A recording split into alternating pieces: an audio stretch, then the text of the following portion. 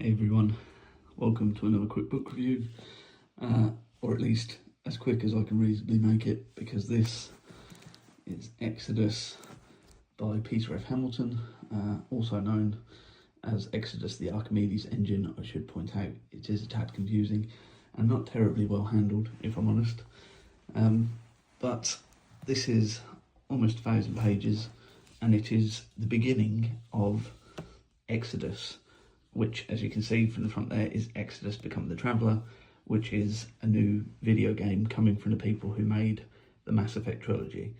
And the Mass Effect trilogy is something I enjoyed very much. I really liked the story, the world building. It was just so rich, and they've now moved away from Mass Effect and the world that they somewhat ruined with the end of the trilogy. And this is the first big piece of story that's come out of the Exodus world. So to me it was quite important. As you can see, I could not resist and ended up buying a signed copy, and I will show you, just for the sake of showing you, all the issues with the actual print itself. I mean, as far as the signature goes, that's not much to write home about, really, is it? I mean, I assume it's his signature, but come on, that's just a squiggle. I'd have preferred you just draw a smiley face. But anyway, this cover pops off, and this is the form in which I read it, with the slightly raised texture around the words there. But yeah, this, in fact, I can't move on from the print yet because, unfortunately, much later on in the book, something terrible happens. Let's see if we can just randomly flick onto a page here where we find it. Right, these errors, these printing flaws. Oh, here we go, look at that. That is not something that happened on purpose because it relates to the story. That is the printer for this edition messing up, and that's happened on 4 or 5 pages. That page you saw there being the worst, and it almost makes it unreadable for certain words. There's a couple of words that are missing, and you can just see the outline, but I mean, after going 800 pages in and the rest of the book is absolutely fine, no flaws at all, finding that on page, what was it, 885 and so on, was extraordinarily disappointing, especially in a signed copy.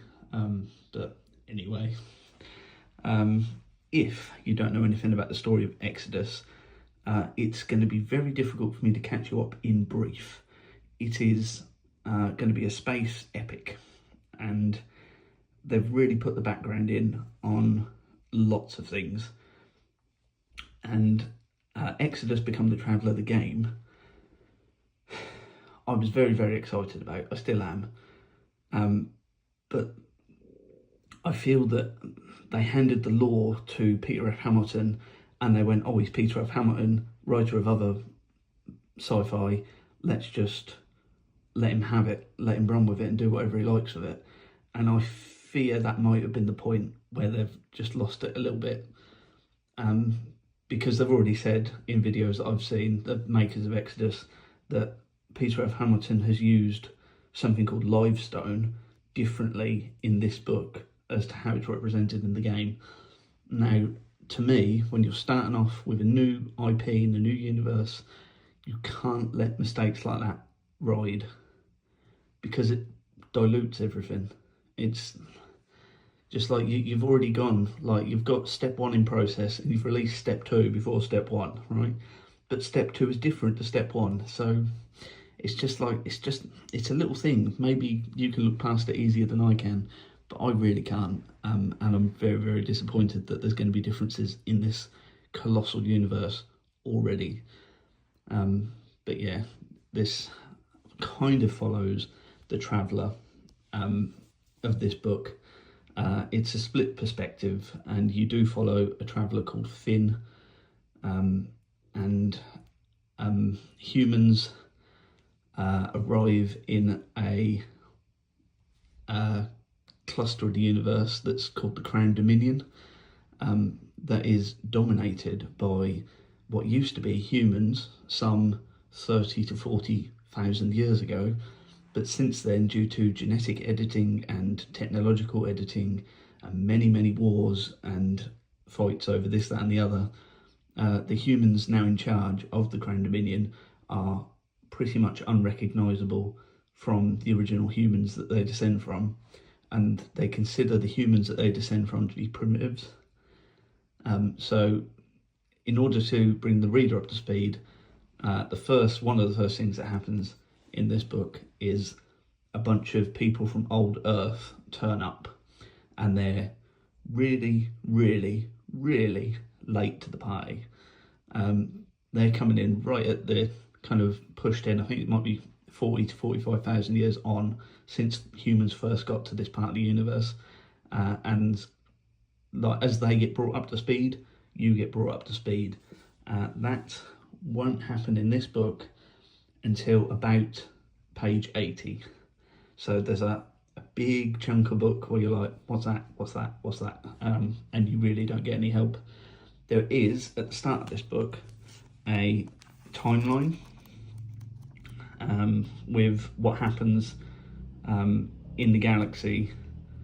There you go, the timeline from humans first leaving Earth when it was no longer viable, and all the ark ships that left with all the humans on, and what happened and all this gubbins.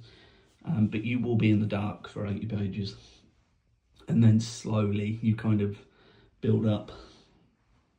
About 200 pages in, a lot of the story kind of knits together and builds up a really nice pace. But then in another 100 pages or so about page 300, and for a long time thereafter, there is a bit of a stalling issue with the pace, and the overuse of explanations is murderous to the plot and to things. And when you've got a brand new sci-fi universe, and I realise what I'm asking for is fairly juvenile here, but forever Peter F. Hamilton explains things and describes things, but the things he's describing are so alien that you'd just be better off with a drawing, because probably 75% of the things that he takes the time to explain in here, buildings, ships, aliens, all sorts, I just go, what? It's there's so much exposition on describing things, and the way he describes them just doesn't match with the way my brain builds an image. So it's almost a waste of text for me. I hope it's not the same for everyone, but to me, I was drowning in the explanations of things and the descriptions of things, and I wasn't overjoyed about it. Now there's a part in this story that revolves around something called a ZPZ generator, and this ZPZ generator, or ZPZ if you're American, FYI, Peter F. Hamilton, not American, so the words in here are most definitely English, because he uses arse instead of ass, so that's how I deciphered that one. Anyway, the ZPZ generator is like this piece of gubbins that every traveller needs to attach to their ship in order to travel between systems, and the way they go about getting it in this, and then what they do with it, is so boring. It's so dull, it's unreal, and it really shouldn't be. There's like, overall this is a good book. I did enjoy reading this book, but I think editing wise I could have gotten rid of that ZPZ generator thing, or had it ramp up or something, because the ZPZ generator whole scene was just murderously slow and full of descriptions, and I couldn't stand it. And whilst we're talking about the technical specs of this universe, humans as they stand are woefully underpowered in terms of tech. The Celestials have got like the kind of sci-fi tech that's kind of interesting to read about, and like it's basically magic because you don't understand how any of it could or should work. Humans are stuck floating around in zero G in spaceships, and it's just so boring. It's like, it's barely any more advanced than we are now. And there's a couple of things in it that I was like, oh, why don't you just have a like a gravity seat that'll brace you when you can move at high Gs. And that made me think of Leviathan Wakes, a book that I read but never reviewed. And fun fact, I never reviewed it because at the end they killed my favourite character, so I was like, alright, I'm done here. And about halfway through, there's a bunch of people being sick and they get described in the book as vomit zombies, and I will never get over that because it ruined everything. Anyway, what Leviathan Wakes did really well, as you will know if you've seen like the series, or maybe you have, I can't remember the series, but in the book they sit in these G couches that brace them for high G manoeuvres, and then certain parts of their body have been plugged into the G couch and it floods their system with a kind of high pressure thing that stops them collapsing and dying and getting injured in high G manoeuvres. Right? Very, very smart. Really impressive way to move around the solar system. This desperately wanted to do that, and it did it a little bit, but mostly not. And it needed it because having people float around in zero G and get like swelling of the limbs because they've been in zero G too long and all this kind of stuff is just so boring. It's like the humans are so underwhelmingly simple and basic. It's basically us over there, which is it's not terribly entertaining. And all the way through I was like, oh, hopefully maybe they'll get to the point where they have a kind of ship where you see in the Traveller Exodus Traveller game, you'll see a ship that has a gravity drive and they're walking around even though they're in space, and that was the kind of thing that you wanted, or I wanted to see, like effectively a Mass Effect type universe where you're in space but you're kind of technologically advanced. And sometimes that's not even the case for the Celestials, which is mind-boggling. But again, I draw the difference between what happens in this book and what happens in the game, because there's been loads of stuff out for the game trailers and all this kind of stuff, and what happens in the game trailers looks amazing, looks like Mass Effect. What happens in this book is steps and steps behind, unfortunately, and that is really quite disappointing. Like I say, still worth reading, but disappointing. There's even a chapter that reminded me of the modern Star Wars, that spent 75% of it, well, probably even more than that, building up exposition and story, perfectly entertaining in its own right. And then right at the end of the chapter, all of that gets put to nothing because the person dies. And I was like, why did you just tell us a whole chapter's worth of information? You've just made it irrelevant straight away at the end. Like, it's completely unnecessary. And again, one of those things that if I was in the editing world, I would have strongly encouraged that to either be cut or worked out in some other way. Now, all the way through this book, you'll be switching perspectives. You'll have Finn, you'll have a human detective, and you'll have Celestials. And honestly, when you're supposed to be following Finn and the Traveller, and that's who you're supposed to be, like the main protagonist, I was more relieved when we were away from Finn and the Traveller stuff, and we were either with the detective or with the Celestials. It was just more entertaining. It's just more my level of sci-fi than the kind of standard humans float around in space gubbins. So be warned of that.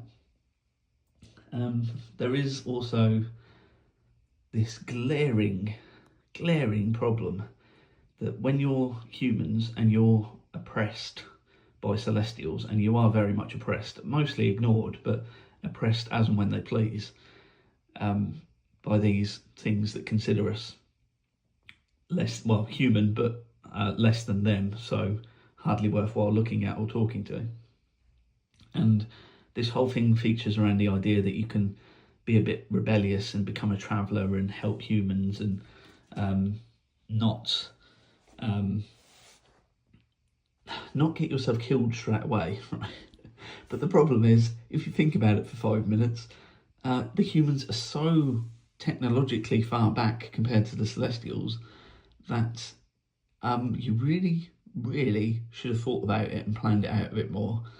The way that the book deals with it is kind of like it happens and then almost, I think it's 800 odd pages in, for the first time, someone thinks about it and goes, oh, is this a good idea?